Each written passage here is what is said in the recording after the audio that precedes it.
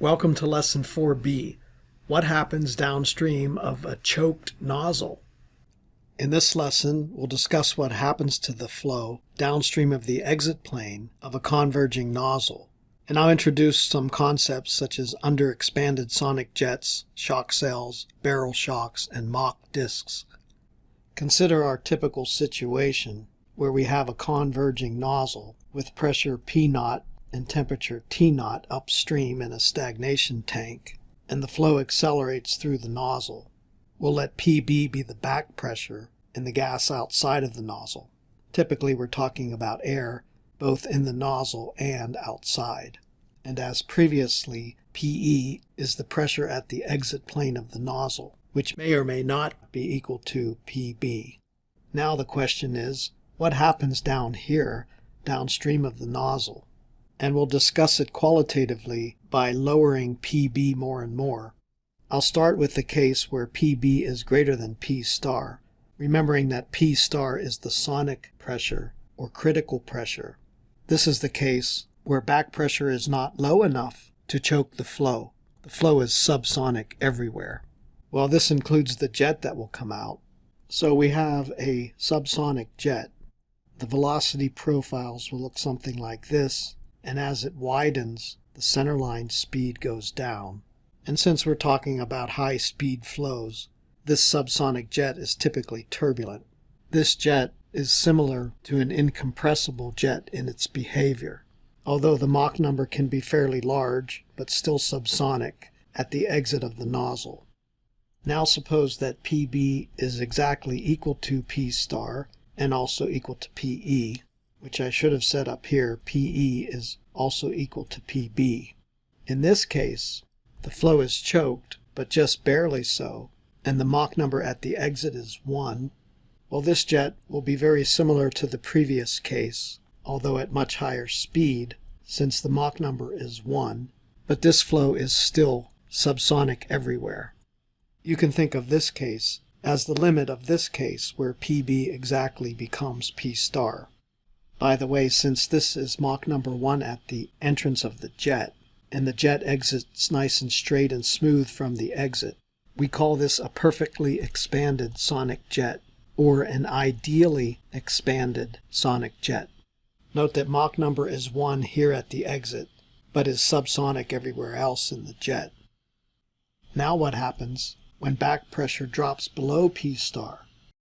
The flow is choked, so the Mach number at the exit plane would still be 1, and therefore the jet would be the same as that of the ideally expanded case. That's mostly correct, Mr. Palpatine. M is still equal to 1 at the exit plane, since the nozzle is choked. Similarly, PE is still equal to P star at the exit plane, since the nozzle is choked, as we've discussed previously. But, in this case, PB is less than PE, which equals P star. So the jet can no longer come out straight. What happens is that since PE is greater than PB, this high-pressure jet suddenly feels itself in a low-pressure environment. So the jet immediately expands, and when that happens, the flow goes supersonic.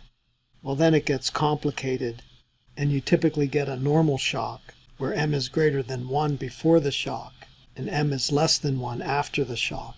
And you can get multiple cells that look something like that, where the Mach number again becomes supersonic and you get another normal shock.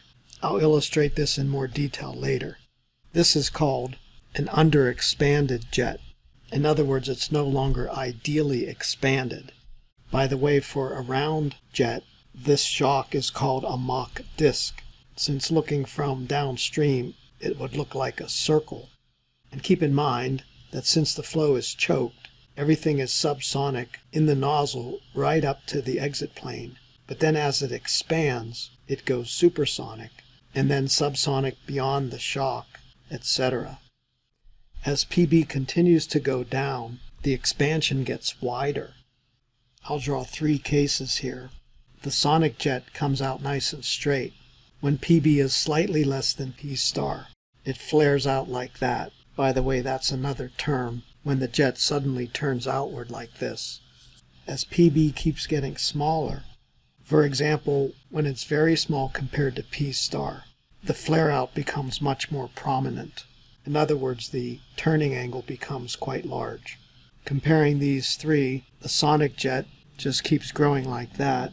This case has these cells which keep getting weaker and weaker as you go downstream, and there can be several of them, with a shock between each cell.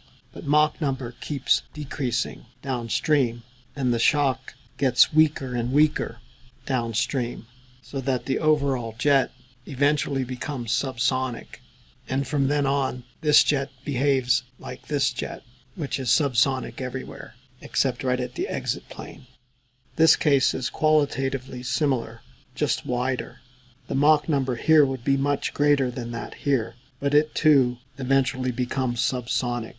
In all three cases, if you put a probe somewhere in the flow, in the nozzle, it will measure the exact same Mach number, temperature, and pressure, because the flow is choked.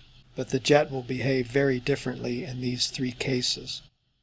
I'll end this lesson by showing some sketches and pictures from various sources. This shows some details of the expansion waves, and then the compression waves, and this Mach disk, which isn't exactly straight for one cell. As you can see, the flow gets very complicated, with reflected shocks and slip lines, etc. Here's a photo from an experiment where they used false color PLIF imaging to visualize this jet. Again, for an underexpanded sonic jet, the jet is Mach 1 at the exit plane, but it has all these expansion and compression waves, reflected shocks, Mach disk, barrel shocks, etc. Here's a similar diagram that shows it a little bit farther downstream.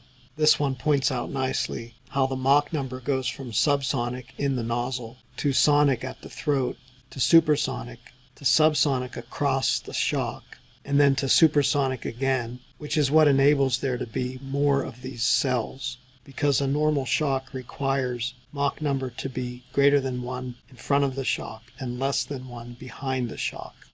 Finally, this picture shows a comparison of a purely subsonic jet when PE over PB is 1, a moderately underexpanded jet when PB is less than PE, and a highly underexpanded jet when PE over PB is greater than 2. And here's the reference.